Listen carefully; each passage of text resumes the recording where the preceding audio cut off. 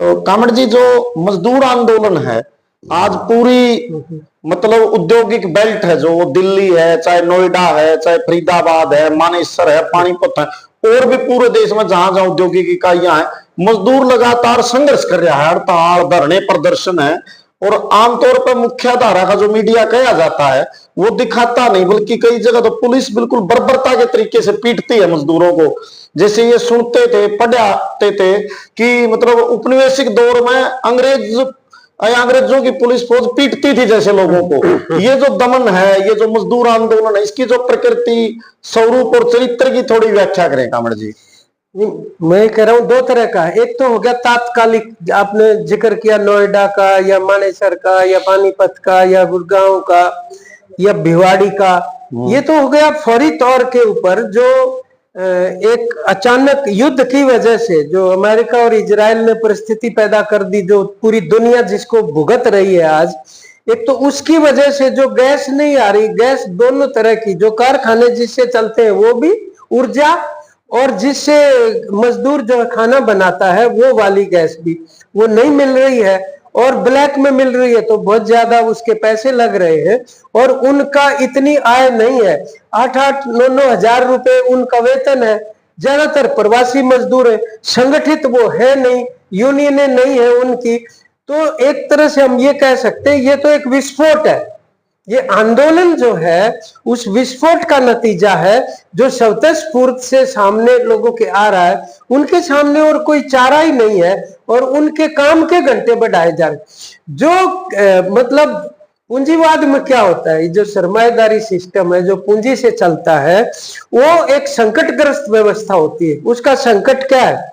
संकट ये है कि जो पूंजी बनती है वो मुनाफे से बनती है, और मुनाफे के अंदर जो मजदूर का श्रम है, उसकी जो मेहनत है, उसका भी तो मूल्य होता है ना। बाकी चीजों का, अगर वो बिजली खर्च कर रहा है, मशीन खरीद के लेके आ रहा है, उसका मूल्य है। इसी तरह श्रम का भी तो मूल्य है ना। कोई भी इंसान जो काम करेगा 8 घंटे, और उसको फिर आप 8 घंटे और काम करवाएंगे, तो उसकी ऊर्जा तो खत्म हो जाएगी ना। वो उसको घर भी जाना पड़ता है, आराम करना पड़ता है, उसको खाना पीना, उसको दवाई, सभी कुछ चाहिए, उसके लिए खर्चा लगता है। तो इसलिए उस श्रम का एक मूल्य है, और वो मूल्य उसको मिलता नहीं है, क्योंकि उसके श्रम की चोरी करके उससे मुनाफा बनाया जा रहा है। तो मुनाफा, जब मालिक ये समझता है तेरा मुनाफा बढ़ता चला जाए, और वो ये समझता है मेरी श्रम का मूल्य पूरा, ये एक ऐसी टकराहट हो दोनों के बीच में, जो पूंजीवाद का अंतर्विरोध जिसको कहते हैं, जो संकट की तरफ उसको लेकर जाएगा। आज अमेरिका जो अपने आप को महाशक्ति कहता है, भयंकर संकट का शिकार है। वो सारी दुनिया में जो पूंजीवाद है वो इसी तरह के संकट का शिकार है। एक पक्ष तो वो है जो अदरवाइज आज मजदूर को, जिसके नतीजे के तौर पर आप ये लगा लो, अगर भारत में इस सरकार ने उसी दिन जब उसी पार्लियामेंट के अधिवेशन में जब 3 काले कानून बनाए थे, तो वो 4 लेबर कोड लेके आ गए। जो 29 श्रम कानून थे, जो लगातार मतलब लगा 200 साल के संघर्षों के बाद अर्जित किए थे मजदूर आंदोलन ने कुर्बानियां देके, वो एकदम उठा के और खत्ती में डाल दिए और 4 लेबर कोड बना दिए। वो थोड़ी कामड़ जी बताइए, 29 सारे मुख्य क्या? मैं कह रहा हूँ एक गारंटी होती है भाई, 8 घंटे का काम वो ले सकते हैं। 8 से ज्यादा 2 घंटे फालतू, 1 घंटा फालतू बढ़ाए, ये संवैधानिक अधिकार था जी मजदूर को। ये बिल्कुल वैधानिक अधिकार है। वो उससे ज्यादा ट्रेड लेबर लॉ है ये अपने आप में। इसी तरह से न्यूनतम वेतन देने का है, इसी तरह से उसको सुरक्षा प्रदान करने का है, उसके लिए ग्रेच्युटी, उसके लिए पेंशन, और ये तमाम तरह की चीजें उसके अंदर आती हैं। वो सारे खत्म करके इस तरह पेश कर दिए जैसे अब बहुत बड़ी कोई कल्याणकारी योजना लेके आ रहे, और उसकी तारीफ कैसे पुल बांध दिए जैसे ये हमेशा करते हैं। वास्तव में क्या है, इसके अंदर वो काम के घंटे बढ़ाने का भी अधिकार मालिक को मिल गया है, और 300 मजदूरों की संख्या से अगर नीचे किसी औद्योगिक इकाई में मजदूर है, तो वहां पर ये लेबर कोड की कोई भी हटाने या लगाने की कोई परमिशन लेने की जरूरत नहीं। अगर 300 तक की इकाई है मजदूरों की, तो बिना कहे वो 100 को 50 को छुट्टी कर सकते, जो कि पहले नहीं कर सकते थे। उनका जो संरक्षण था वो सब खत्म कर दिया, संरक्षण सारा का सारा खत्म कर दिया। तो ये जो उभार इस तरीके का हो रहा है, उसमें ये भी एक कारण है। और जब ये लेबर कोड अब लागू होंगे, आप देखो ना, उन्होंने 2 चीजों की मांग की कि 8 घंटे का कार्य दिवस होना चाहिए, फालतू हो तो डबल ओवर टाइम दिया, और न्यूनतम वेतन बढ़ाया जाए। अब वो न्यूनतम वेतन, मतलब अगर हम हरियाणा का ही उदाहरण ले ले, तो जो पिछला बजट पेश हुआ था 2 मार्च को, उस दिन घोषणा की थी कि वो बढ़ाएंगे न्यूनतम वेतन, ठीक है ना। और उस बात को लेके आज तक उसका नोटिफिकेशन, अधिसूचना जारी नहीं की। और जिस दिन ये विस्फोट होने लगता है तो रात को हाबड़ तोबड़ में वो कर देते हैं। अभी मिला वो भी नहीं है। कुल मिलाकर मजदूर जमात ये कह रहा है कि 26,000 रुपए न्यूनतम वेतन होना चाहिए। अभी आपने थोड़ी देर पहले कहा कि भाई जिस तरह से विदेशी शासन के तहत वो उनका पशुओं के जैसा व्यवहार करते थे, इसमें भी एक आध जगह हम देख रहे हैं महिलाओं को भी, अविवाहित लड़कियां वर्कर, उनको जेलों के अंदर डाल दिया। घर वालों को इतला तक नहीं दी कि भाई तुम्हारी परिवार से जो है उस महिला को या पुरुष को जेल भेज रहे हैं। और उसको एक आध जगह तो पुलिस वाला यूं पैर से जो है ना लात मार के बहुत बुरी उसके अंदर धकेल रहा है। और इन सभी जगहों के ऊपर इन्होंने उनकी बात सुनने की बजाय मतलब पुलिस से ही दबाने की कोशिश की ना। क्या पुलिस से वो काम करवा सकते हैं? अगर मजदूर वहां नहीं करेगा तो नहीं, करना उसी को है। तो ये इस तरह का जो अमानवीय व्यवहार हुआ है, ये अभी क्योंकि मई दिवस आने वाला है अगले हफ्ते, तो 1 मई 1886 को शिकागो शहर के अंदर जो विद्रोह हुआ था मजदूरों का 8 घंटे के कार्य दिवस के लिए, वहां भी तब भी ऐसी परिस्थितियां थी।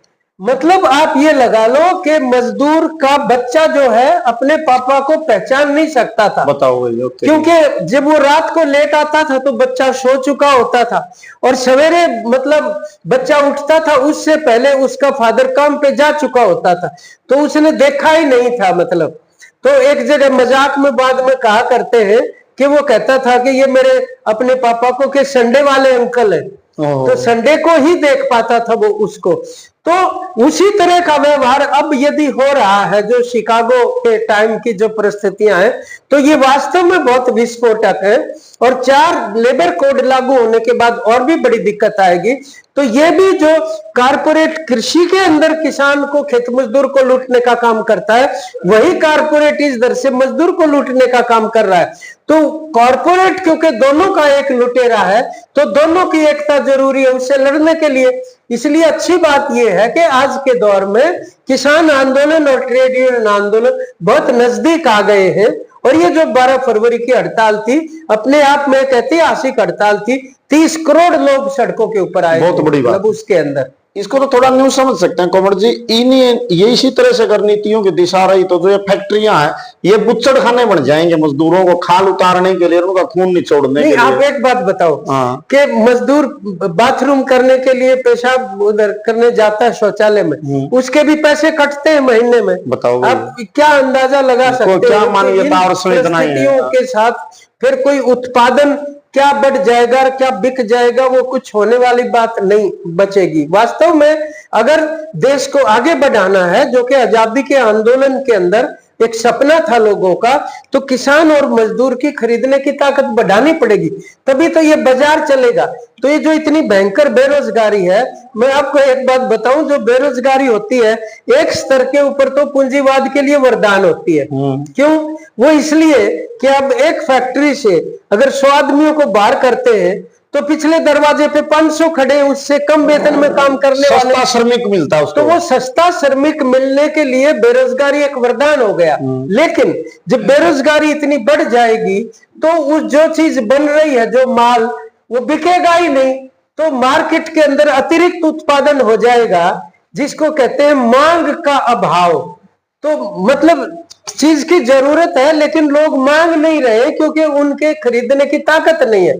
तो मांग का अभाव एक गहरा संकट के रूप में आज के दौर में जाना जाता है। उसको हल करने का तरीका यही है कि किसान मजदूरों की आय बढ़ानी पड़ेगी। ये तो उल्टे काम कर रहे हैं। मनरेगा को ही बंद कर दिया, जो देहात के ग्रामीण किसान मजदूर को कुछ काम मतलब 100 दिन की गारंटी थी, चल हाल में घटाते घटाते 25-30 दिन की बच गई एक साल में। मांग ये की जा रही थी कि 200 दिन करो कम से कम और दिहाड़ी भी बढ़ाओ, लेकिन उसी को ही खात्मा करने की तरफ बढ़ रहे। ये सारे के सारे ऐसे कदम हैं जो वास्तव में जनता को दिवालिया ये तरफ घोषित करने वाले हैं। तो ये इस अंतर विरोध का हल अगर करना है तो देश के अंदर एक परिवर्तन की जरूरत है, और वो परिवर्तन होगा कि इस पूंजीवादी रास्ते से हटकर वामपंथी नीतियां जो है वो अपनाने की तरफ बढ़ा जाए।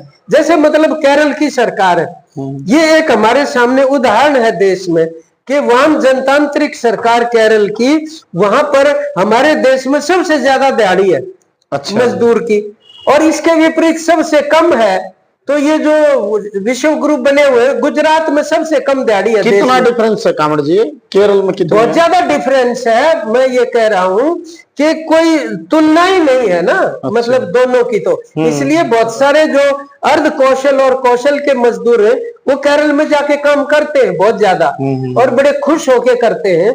और वहां पर शिक्षा जो है वो बहुत ही अच्छा शिक्षा का सिस्टम है। सबको जितने भी सामाजिक सूचकांक है, चाहे वो आयु का है, चाहे वो अस्पताल का है, चाहे शिक्षा का है, चाहे मृत्यु दर का है, चाहे लिंग अनुपात का है, चाहे सारे के सारे सूचकांकों के आधार के ऊपर, ये हम नहीं कह रहे, आप गूगल में खोल के देख लो, यूएनओ में भी कंसीडर किया है केरल के मानव विकास सूचकांकों को। सभी ये बता देंगे कि केरल की तुलना यूरोप के देशों से की जा सकती है आज।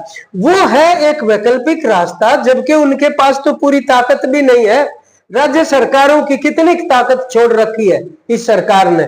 तो उस रास्ते के ऊपर, नीति परिवर्तन के सवाल के ऊपर किसान मजदूर और बेरोजगार युवाओं को, मध्यम वर्ग को, कर्मचारियों को एक होके इसको एक आगे जन आंदोलन की तरफ ले जाने की जरूरत है। आपने बिल्कुल किसान और मजदूर की एकता की बात की कामड़, और बिल्कुल अपना अंतिम बातचीत की तरफ बढ़ते हैं। 2 सवाल और हैं कामड़ जी जिनसे आपसे जानना चाहेंगे। एक तो जो ये बात की आपने, जो एक यूनिटी हो, किसान और मजदूर दोनों शासक वर्ग या अमीर घराने कारपोरेट से पीड़ित है उनकी नीतियों से, लेकिन इनकी एकता में जो बाधक है कामड़ जी, आप थोड़ा अगर देखा, अगर आप देखोगे जाति का सवाल है, सांप्रदायिकता का सवाल है, और इस तरह से सर्वेक्षण भी किए जाते हैं। जैसे बहुत से लोग ये मिलेंगे आज किसान आंदोलन मुखर है तो बड़ा हिस्सा मजदूर वर्ग का तो भारतीय जनता पार्टी उसके सहयोगियों को वोट डालेगा, तो डीएससी का सवाल इन्होंने झूठ बोलकर प्रचारित किया। जो एक जाति का इस्तेमाल करती है सत्ता और सरकारें एकता तोड़ने में मेहनतकशों की, और जाति और आप वर्ग की जो बात करते हैं उस पर, इसको थोड़ा दूसरी सांप्रदायिकता का जो खतरनाक सवाल है आज, या मुसलमानों के प्रति जो एक नफरत आम आदमी में बिठा दी गई कि आप कितना माड़ा काम करें, एक चादर ओढ़ लो आप धर्म की। तो यू जो सवाल है जिस जाति और सांप्रदायिकता का, इसको आप कैसे टैकल करेंगे? कहते हैं कि ये जो बीजेपी की सरकार है ये कारपोरेट कम्युनल सरकार है, मतलब कारपोरेट सांप्रदायिक सरकार है जो लूट करने के लिए फूट डालती है। और फूट के लिए वो जाति का सवाल है, मजहब का है, इलाके का है, कहीं कहीं के जो सवाल है वो एक है कि मतलब लोगों को कि वो मेहनतकश वर्ग है, मेहनतकश तबके हैं, वो इस चेतना की बजाय और कुछ मिथ्या चेतना, एक काल्पनिक चेतना भर दी जाए कि भी तुम फलानी बरादरी से ताल्लुक रखते हो और तुम्हारी तो बड़ी मतलब गौरवशाली परंपराएं, तुम्हारे दादे परदादे, हर जाति के गुरु और उनके नाम से धर्मशालाएं बना देंगे, कोई उनके नाम की प्रतिमाएं लगा देंगे। ये है एक पहचान की राजनीति जो उनकी लूट करने के लिए उनको अलग अलग पहचाने अर्जित की जा रही है। मतलब ये एक पिछड़ापन का संकेत है, और मेहनतकश लोगों को जब ये लगने लग जाए कि हम मेहनतकश है तो वो मजदूर और किसान की एकता बनेगी। लेकिन आज उसकी एकता बनने के लिए एक ये भी बीच में अवरोध है या रुकावट है कि गैर वर्ग की चेतना का जो सॉफ्टवेयर नहीं कहते, जो फोन में जो सॉफ्टवेयर डला हुआ है, ऐसा मिथ्या सॉफ्टवेयर जो है लोगों के दिमागों के अंदर डाल दिया जाए तो उनको वास्तविक अपनी भी पहचान जो है वो दिखनी बंद हो जाएगी, उसके ऊपर पर्दा डल जाएगा। आभासी हो जाए। हाँ हाँ, तो ये एक ऐसी चीज है जिसको आर्थिक लड़ाई लड़ते लड़ते साथ साथ एहसास करवाना पड़ेगा आपको कि एक सामाजिक, ये हमारी जिम्मेदारी बनती है कि हम आर्थिक के साथ साथ जो सामाजिक शोषण होता है या सामाजिक भेदभाव है या लिंग भेदभाव है, उन सवालों को भी साथ के साथ संबोधित करें।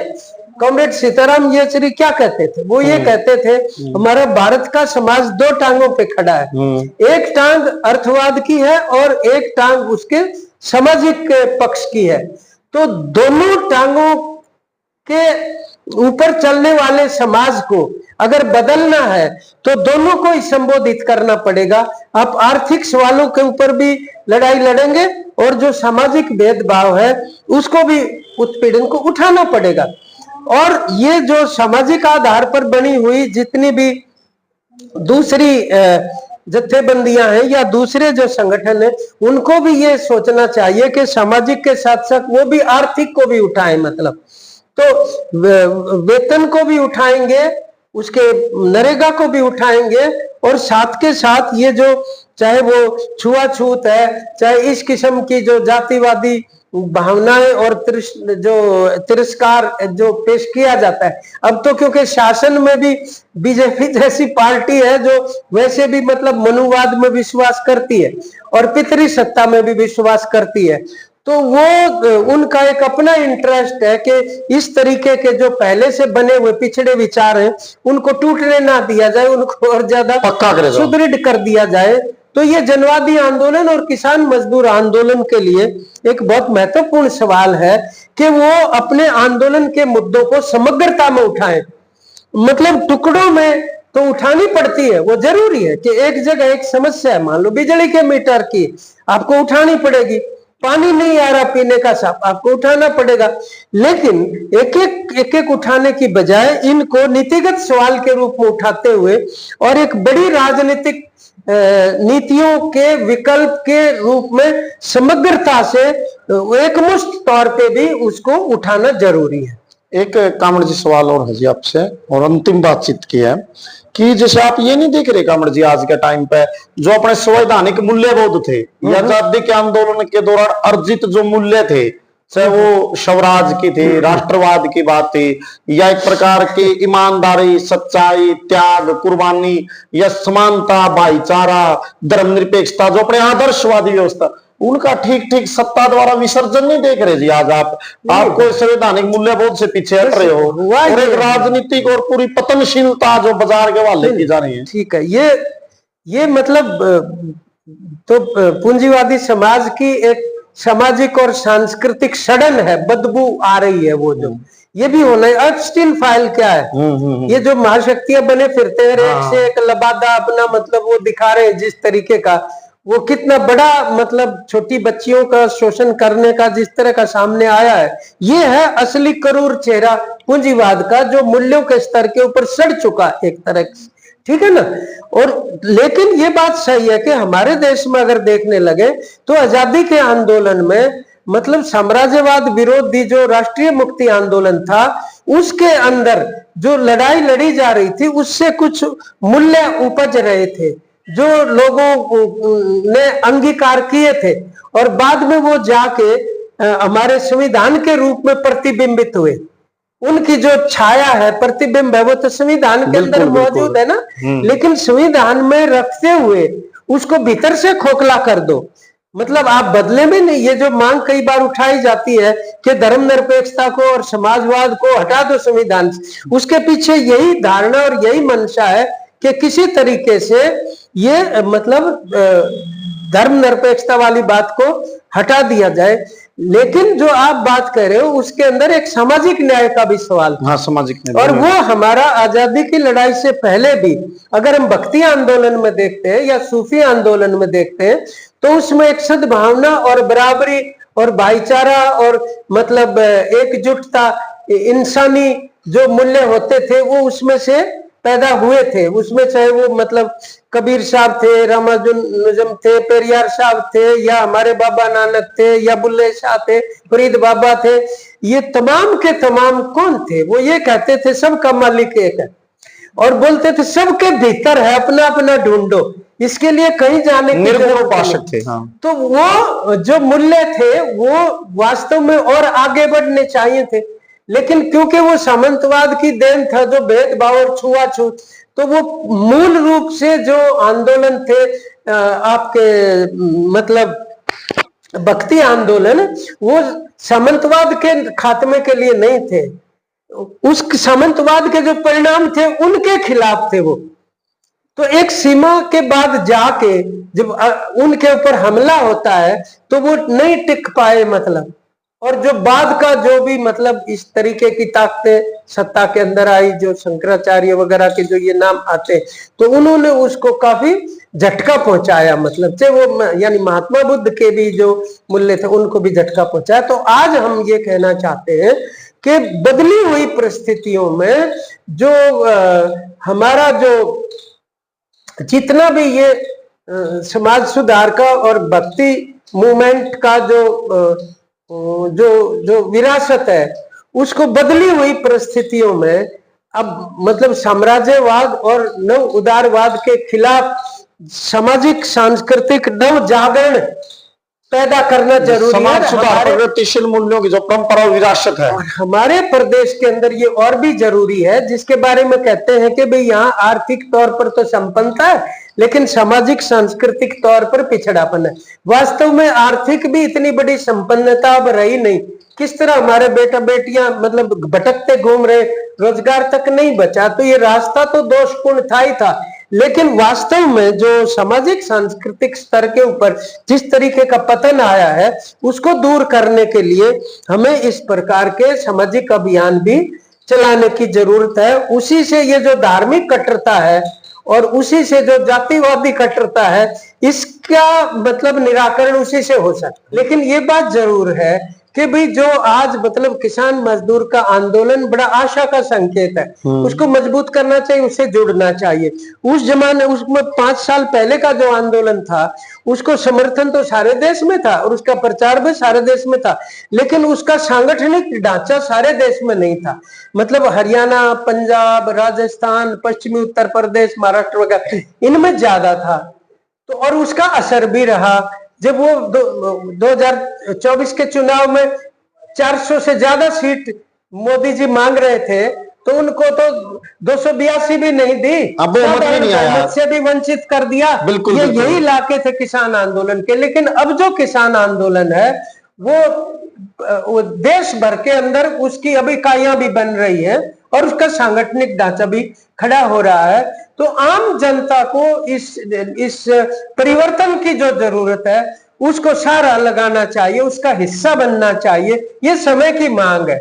और इसी से हमारा बेहतर एक समाज बन सकेगा, जिसको समतामूलक समाज हम कहते हैं, बराबरी का हम समाज कहते हैं, जो आने वाली पीढ़ियां जिसकी अपेक्षा कर सकती हैं। उसी के लिए काम करना चाहिए हमारे जो बेटा बेटी हैं, नौजवान हैं, उनको सबको यही बात। तो आज कामड़िंदर जी ने आपके बीच में पूरी बातचीत रखी और हमें बिल्कुल साधारण शब्दों में समझाया। हम इनका धन्यवाद करते हैं और सभी दर्शकों का भी से भी अनुरोध है कि वो देहाती ट्रू फैक्ट चैनल को सब्सक्राइब करें, शेयर करें और कमेंट सेक्शन में जाकर अपनी प्रतिक्रिया दें। आपका बहुत बहुत धन्यवाद। नमस्कार, आपका भी।